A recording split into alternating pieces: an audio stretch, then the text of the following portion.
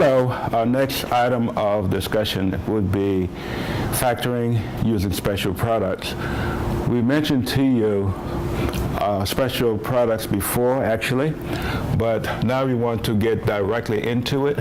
Our first one that we need to identify is your difference of two squares, and that is a squared minus b squared. This has to be a perfect square. Let's back up a little bit. What are perfect squares?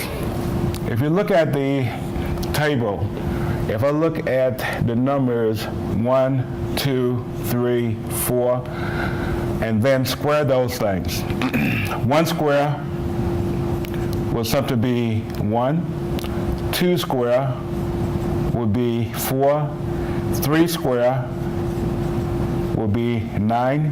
And 4 square would be 16. 4 times 4 is 16. This continues. The numbers that is being identified here would be 1, 4, 9, 16, 25, and so on. These are what we refer to as perfect squares. These are the things that you want to look for when you're identifying the difference of two squares. An example would be if I gave you 4x squared minus 25. We identify, first of all, that we do have the difference.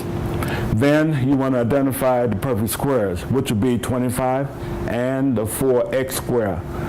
Well, the x squared is already identified as a perfect square, but we also wanted to make sure that 4 is on that list that we have identified here, and it is.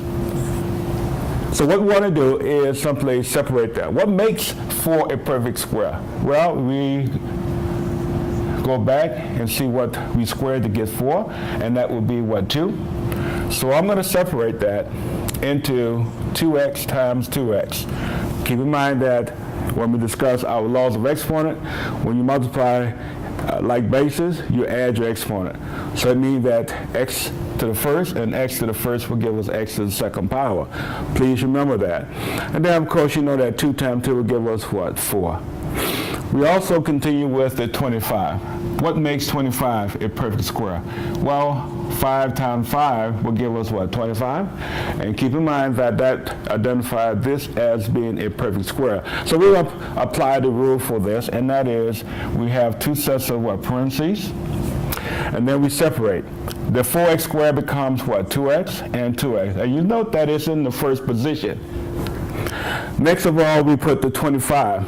25 is what? 5 times what? 5. And since it's a what? Negative, one has to be negative, one has to be what? Positive. Keep in mind that negative times positive will give us negative. So we have a negative what? 5 and a positive what? 5. So in essence what we have is 2x minus 5 times 2x minus 5 times 2x plus 5. Now we can always check it. And you can multiply the inner part, as I mentioned to you before. We have a negative 5 times what? 2x will give us a negative 10x. We have the outer side, which would be 2x times what? 5 will give us a positive what? 10x. As you see, a negative 10x and a positive 10x cancels out, and that will mean that you will not have a middle term. So what we have is only the outside terms, which would be 2 times 2 will give us what? 4, and 5 times 5 will give us what? 25. So when you see something like this, you're automatically going to break it down into that situation, the difference of two squares, making sure that you do have that in place. Let's give you another example.